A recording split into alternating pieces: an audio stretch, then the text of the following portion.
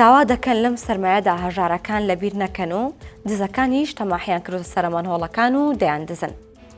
سڵاوتان لەبێت. زۆربەی هاوڵاتیانی کوردستان لەگەڵ بڕیارەکەی وەزارەتی دارایین کە دەڵێت لە ساڵی تازە دابەشکردنی موچە بە کاژ نامێنێ و ئەوەی کارتی بانکی نەبێت گیرفانی بەتاڵ دەمێنێتەوە. پەیامنێرەمان لە هەولێر و سلێمانی ڕایچەند موچەخۆرێک و فەرمانبەرێکیان لەو بارەوێ وەرگرتووە. بەڵقیس ئیبراهیم کە خۆشی خانەنشینە دەڵێت ئەو بڕیارە لە هەمووان زیاتر لە قازانجی خانەنشینانە، چونکە ئەوان معاناتیان زۆرە و هەندێکیان کە تەمەنیان هەڵکشاوە ناتوانن هەموو جارێک بنە ناو قەرە باڵەقی بانک و لە نۆرەدا بوەستن.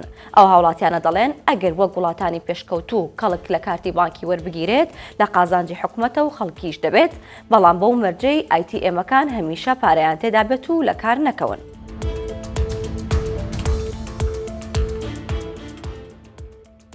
تەماحی دزەکان تەواوبوونی نییە و هەر سەرمەنهۆڵی کوچە و کۆڵانەکان مابوو بۆ تەنیا 10,000 دینار لەسەر کۆڵیانی بنێن. زەردەش سەرسام بەڕێوەبەری ئاو ئاوەڕۆی هەولێرە و بە 1964 وت ناوبەناو ئاگادار دەکرێنەوە کە چەپەری فلانە کۆڵان و فلانە گەڕێک نەماوە و براوە. منهۆڵەکان لە 2 پارچە پێکاتون بە ئیتارەکە و ناو چەپەرەکەیەوە 130 کیلۆ دەبن. ئەو پارچەی دەدزرێت نزیکەی 70 کیلۆ دەبێت و 10,000 دیناریش دەکات. لای ئاسن فرۆشەکان دەیفرۆشنەوە. بە قسەی زەردەش سەرسام لە سنووری پارێزگای هەولێر زیاتر لە 140,000 سەرمەنهۆڵ هەن و دیاریش نییە چەندیان دزراوە و چەندیان لە شوێنی خۆیان ماون.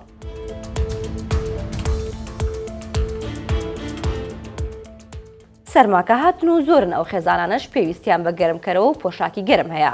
بۆیە وەک ئەم منداڵە چاوگەشانە دەڵێن بازوول و بەرگەزستانەکانمان و زیادەکانمان نەدەین و بیان بەخشین بە خێزانە هەژار و کەم دەرامەتەکان.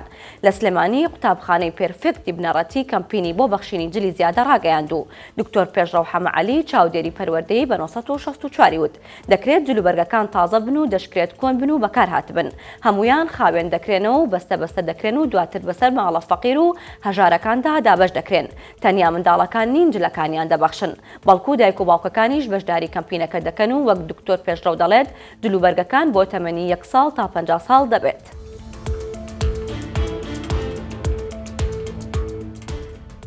ئانەت کۆبێنی ئاراقتکردن کارەکەی خواوەند دڵمات و مردن.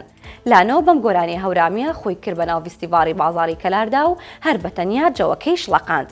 ئەمڕۆ فیستیڤاڵی بازاڕ لە قەزای کەلار بە بەشداری 200 خاوەنکار و کاسبکاری گەرمیان و دەرەوەی گەرمیان کرایەوە و تا 5 ڕۆژی تریش بەردەوامە بێت. لانۆ نافعیش لە هەڵەبجە و بە دەستێک قاتی کوردی جوان و جەمەدانی و تەزبیحەکەی دەستیەوە خۆی کرد بە ناو فیستیڤاڵەکەدا. لانۆ قسەی پەیامنێری 1964 نشکاند و بە گۆرانێکی هەورامی جەوەکەی گەرم کرد.